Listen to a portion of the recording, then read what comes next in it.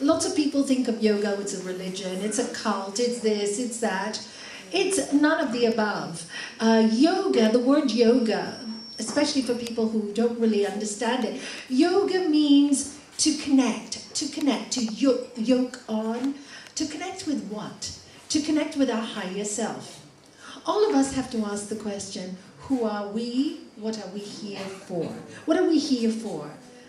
All of us have to face death, like I said earlier on. Sooner or later, somebody dies. You know, sooner or later, we are no more. We are no more. I laugh, you know, when people say, oh, Nalanie, you know, I'll miss you. I said, well, you know, in 20 years, I'm gone. I'm gone. We'll all be gone. 50 years, 100 years, we'll be gone. So the question to ask is, if you're going to be gone, then what is the purpose of life? The purpose of life is experience. We came to life to experience it. All the great masters tell us, life is like a play. Shakespeare says, we are but actors on the stage. And that's what we are. Yoga says, if you can understand that you are just the actor or the actress, who are you really? Yoga says you are really the divine self, the one with nature. Really, as they were singing earlier on, we are one with nature. One, it talks about oneness. Now, how do you even start to understand oneness? It's quite impossible to do that with the mind. So in yoga, we try to learn of ways where we can transcend the mind, because thoughts are always attacking us all day long. And sometimes I can't think, I need to meditate, I want to stay quiet, you know, because the goal is nirvana, the goal is samadhi, which means to be in total peace. But it's not so easy to do, because the mind is an instrument, like we are instruments. So when you have this instrument in your mind, it means you are in control of the instrument, which means that you can choose the song that you want to sing. You can choose the song you want to sing. Bad things happen to all of us. No one escapes it. Good things happen to all of us. No one escapes it. But the problem with the human mind is when the bad things happen, we grasp. We grasp it. We hold on. We make ourselves so agitated by repeating the same story again and again in our minds till we can't live with who we are. This is why today there is so much stress, there is so much pain, and there's so much anguish. We turn on the news and all we hear is Syria bombing, this bombing, Orlando bombing, and then we think, our kids, what's going to happen to our kids, you know? But that is not the truth. What's happening in the news is not really the whole truth. It is part of the truth that is happening. But because we grasp onto that part of our mind, we can't see the rest that is actually going on, which is actually quite pleasant. I mean, if you turn on the news, maybe you're watching the news, and you become part of that news, you connect, you attach to that. Attachment is the problem. You attach to the news, but that's not reality. That's on a screen, that's in another country. Where is your reality? You are sitting here in your home, in the comfort of your beautiful home, maybe having a delicious meal. But instead of enjoying the meal, you develop indigestion. You develop anger because you feel you are in the other movie, when really your movie is really doing quite fine. But we forget it because we got attached. We got attached to an idea or a thought. And then we forgot that our life is really actually quite beautiful. We're not in a war zone. So what happens to us? We don't really live that part of our life that is beautiful because we got attached with that which was not beautiful and did not belong to us in the first place. Our dharma means duty or life, what we're given, is where we are today, now, this moment. It's not in that TV screen. It's not in other people. It is now, in this moment. And if you can connect with this moment, then this moment, this moment, this moment, you can understand that there is a stillness in the moment. Master Chinmayananda, who I deeply respect, another disciple of the master of our master, Swami Satchidananda, Master Shivananda, used to say, if you can just imagine this, when you travel on a road, right, what moves? The car moves. You don't move, the car moves. You're sitting in the car, but the car moves. And what do you need for the car to move on? The road. Does the road move? The road is the road is the road is the road. The road stays still, and the car moves on the road. So the self, the higher self, which is what we try to connect to, that's what yoga is all about, is that spirit that never moves. It just doesn't move. It just is. It just is. There are no thoughts in it. And what moves along it is us. The instrument, that is the car. And along with it, all the passengers, all our senses. The eyes, the nose, the smelling, the speaking, the hearing, the touching. And we got so involved in all the senses that we forgot that really the spirit is still. So the practice of yoga really is to try and still the mind. Sri Patanjali puts it very clearly. He says in Sutra 2 of Book 1, Yogas chitta vritti narodaha tadad rastue swarupe vastanan. Now, Sutra 3. The restraints of the modifications of the mind stuff is yoga. And then the seer abides in its own true nature. What does that mean? Simply, when you learn, the mind is just your instrument. And you're able to watch what comes to your thoughts. You are able to watch it. And you are able to look at what you are thinking. So, you are able to change what you are thinking. Because who is the one that is watching your thoughts? Who is the one that's watching your thoughts? If you are your thoughts, then there could be nobody watching it. So you are not your thoughts. Your thoughts don't belong to you. Isn't that great? Our thoughts is our computer. You can change it. You can delete the viruses and you can leave the good thoughts. So that science is, so how do you do it? How do you do it? Anyway, let me finish Sutra 3, which is, and then the sea abides in its own true nature. So when you're watching your thought, for example, you get up in the morning and it starts off wrong and you go, oh, it's a really bad day, I'm going to have a really bad day. And then suddenly you go, I'm not my thoughts.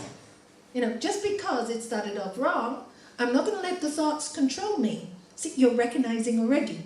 Already you've taken control. Already you can say, okay, thoughts, restrain. I don't like the way you're going today. I know that if I continue like this, I'm going to be miserable all day. Because I watch myself 1,000 times. So what do? So, you sit back, take a slow, deep breath to connect with what we call prana, or spirit, or energy, or chi. Take a slow, deep breath and say, calm down. I'm going to change the way my day is going to be. So it started off wrong. I see it's going to be great the rest of the day. And you know the saying, as you think, it becomes. So how is all this so spiritual? How does it make it spiritual? Because we are spirit. We are one with spirit. It, the one that doesn't move, that doesn't judge, that doesn't punish, that doesn't hurt, that one just is. We came from that one that all the great masters talk about. That one. The Upanishad screams out, the Lord of love, the Lord of love. It screams out. Lord Jesus screams out, when you read the New Testament, they will know you as my disciple by the way you love one another.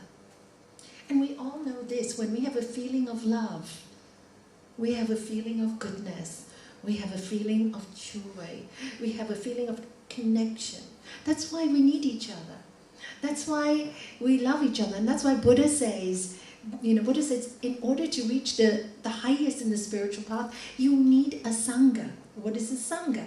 A group of people that are like-minded. They're like-minded because they keep reminding you, hey, you've gone off on your mind stuff again, and you're getting angry and you're getting irritated. That's not you. You are divine. You are divine. That's just mind stuff. You're not a bad person. You're a diamond inside. Don't you know who you are? Behave as you should. The best you can be. Shame on you. You're not following the best you are. You're a diamond. All the scriptures tell us the divine lives in everything and everyone, in nature, in the mountains. It separated itself to give life for experience, for other reason but for experience. Experience. I mean, we go to a movie. Why do you go to a movie? For experience. And when the experience is really good, like a good James Bond film, anybody likes James Bond here? I do, because it's so crazy, all the gadgets. I'm a gadget person. I'm not a gadget person, but I love to see people use these things. Or you see a really nice movie like The Theory of Everything. Did you see The Theory of Everything? If you haven't, please watch it. It's brilliant. It's about Stephen Hawking. The acting is amazing in it. Amazing acting. And so you see the skill, the skill when you go to a movie of the actor playing Stephen Hawking, and you go, oh my God, how does he play this part so perfectly? So perfectly. What a great actor. What was his name, Les? Eddie Redmayne? Eddie Redmayne. Eddie Redmayne. And you see him in another film, and he's playing another part, which is so different. How does he do it? And you just admire the beauty of the act. So in our lives, we are all made individually so different. So different. I really, really spent many hours thinking about this. And I thought, in all these hours of contemplation, you know what? If only we would behave in the way we were meant to behave, because it gave us the most beautiful thing of being an individual. Each one. No exemptions. Each one.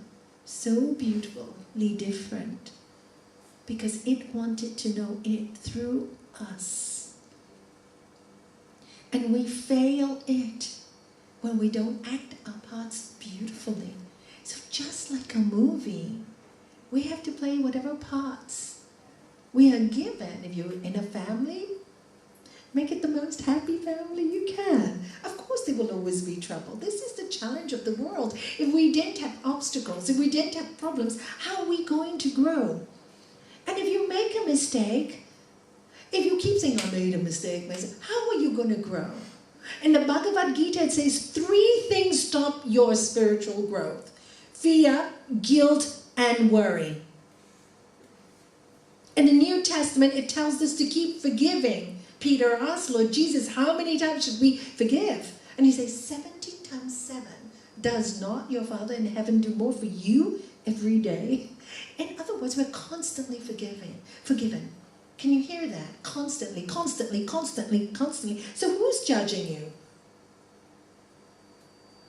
Nobody. Yoga is that science of understanding that every action has an equal and opposite reaction. And it is your thought forms and your acting that creates the opposite reaction back to you. There's no God punishing. God is just love. The energy of truth, we call it truth, knowledge, bliss, absolute. Why do we call it truth? Because when we live in truth, the mind is very peaceful. It's very peaceful. Try it. If you're constantly having to tell untruths, ask yourself why. The mind will not be peaceful. When you live in non-violence, the mind is very peaceful. When you're happy with what you have and stop trying to be somebody else. Stop trying to be somebody else. Your mind is very peaceful. Please understand, you're a designer piece. If you try to be somebody else, you sold yourself short. You really have. You're trying to be something you can never be in your life. But one thing you can be is yourself. And you were intended to be yourself, each one of us. And it is this science to bring out the best, the most divine in ourselves, because that's how we can sense. We can sense the self. Because when we live in that divine peace, it is only in that moment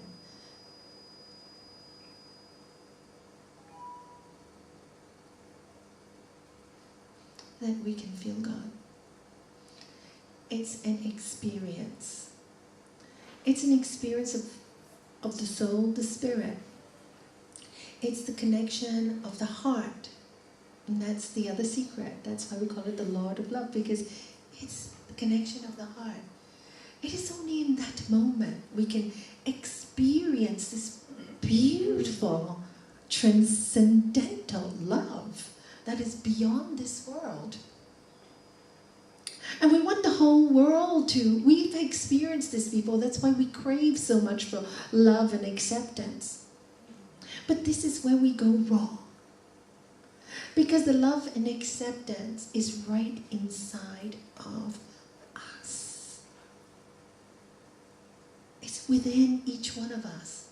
And if we can learn to love and accept ourselves, and learn that if there are negative things about ourselves that we don't like, forget your huge ego. Just say, oh, I really have this bad quality. Get over yourself and change it. I used to get very irritated when I was much younger, and people used to say to me, oh, this is who I am. If you love me, you have to accept it. That's the height of egoism. I don't have to accept anything that's nasty, do I? And foolishly, I used to think I would have to.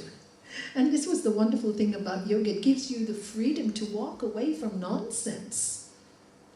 And I would say, but if you really love someone, and somebody is telling you that this is hurting them, sometimes this is really hurting me, what should your reply be if you really love someone without ego? I didn't know this. I hadn't realized this. I will work on it. I am sorry that what I am doing hurts you so much. Let me look at it. And if you don't agree after looking at it, then you can discuss it nicely. Well, what do? The moment people say something, bang, bang, bang, resist, resist, resist. We have to be right, you have to be wrong. And it's really not about right or wrong. It's about maintaining peace. That's what yoga is all about. Maintain the peace. Because people will always think right, wrong. But yoga is beyond right and wrong. It's about being. We only have this short life, and every day goes fast. Have you noticed? I was reading a wonderful scientific article the other day. I'm sorry, I don't remember the numbers because I was really scanning it on the internet. And I saw that they were saying that actually our day is becoming shorter. It's measured in MZH. Does everybody know what that means? Megahertz. Megahertz, yeah. Megahertz. And they said, 20 years ago it was measured at 4 or something, and then it was 8, and now it's 16, which means the rotations of the Earth are going faster, which is really very interesting. I didn't have time to read more, but of course it would make more sense, because as you think, it becomes. So if our minds are going quicker, and we are with so much internet, we don't stop or have breaks today with the phone, with this, with that. So if our minds are going so fast, the Earth will have to follow, because as we think, so it becomes. So this is why when you have a lot of people join together, it's not one, we need many of us. Many of us to spread this love. Wherever you go, whichever tradition, whichever religion, don't change it. Just go there and teach them the real religion of life. Because the more of us that can vibrate with kindness, goodness, generosity, love, care, just to be cared, just to care for somebody else. We're too busy to just spend 5 minutes with somebody else. It can really change their day. Really change their day. And when we can all do this collectively, then our world will slow down with us because it's collective. Really, really, when one light sings and they say we are one with nature, we are, and we can affect nature. If we live in the now, if we live dynamically in that love, in that generosity of spirit, of course you will be hurt, but I tell you, this world will always hurt us anyway, And Sri Patanjali tells us, when you understand the science of this world, it's here to give us good experiences, bad experiences, it's just here to do that. And you understand that we're just actors on the stage, then pain that is yet to come becomes avoidable. What does that mean? Isn't that so positive? It means when a pain comes, it's no big deal, you're not being punished, nobody's hurting you. It's simply life.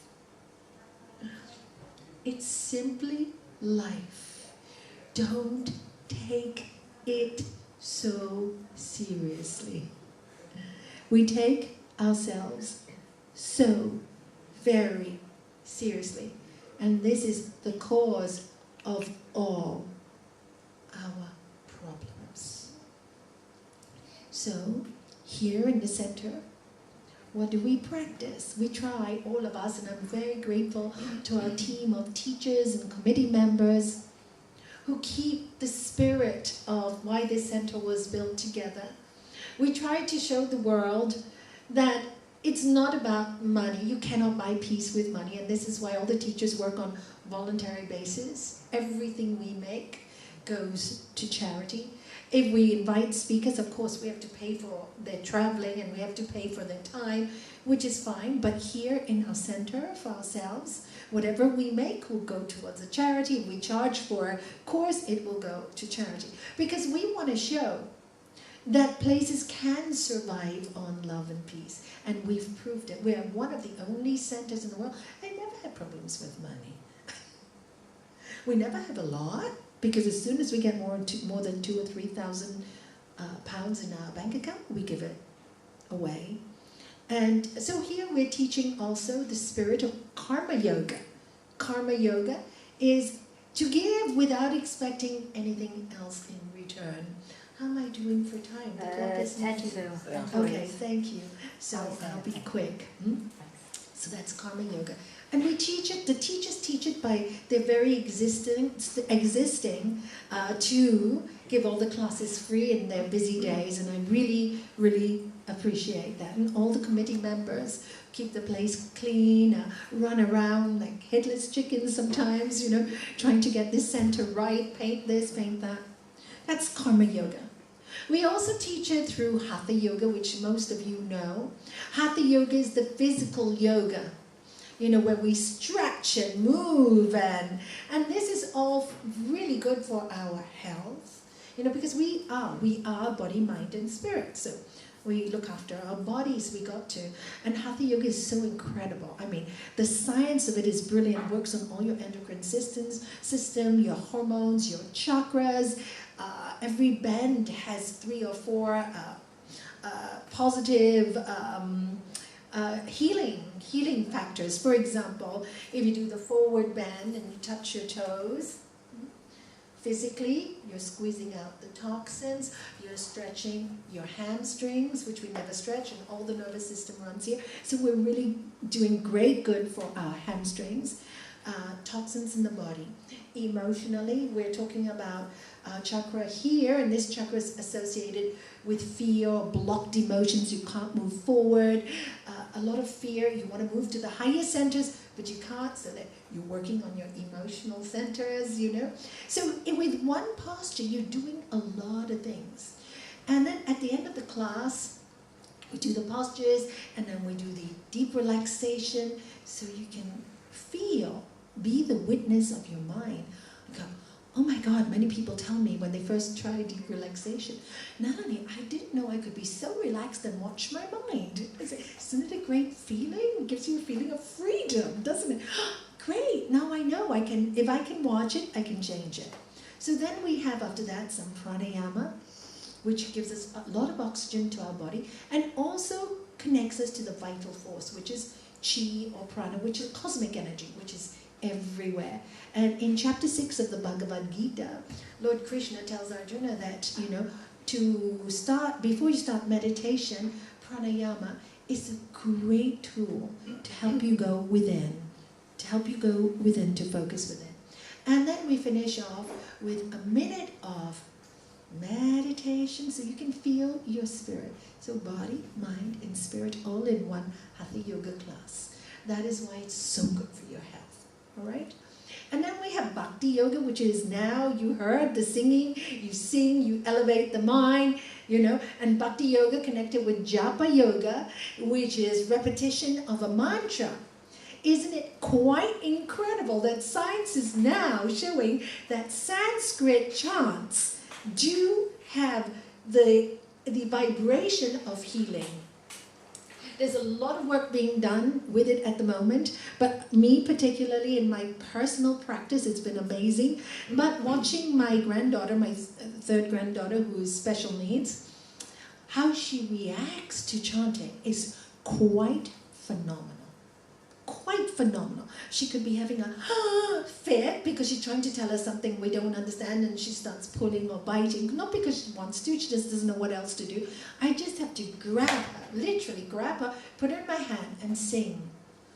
Om Shanti, Om Shanti. She smiles. She smiles. In like 30 seconds. It's quite, what a great medicine. It's a great medicine. So, bhakti, japa go together, and it brings up that love energy in us, And then we have Jnana Yoga here too. What is Jnana Yoga? The path of analyzing, asking the question, who am I? Who am I? Why am I on this earth? What am I made of? This body is going to go, so who am I really?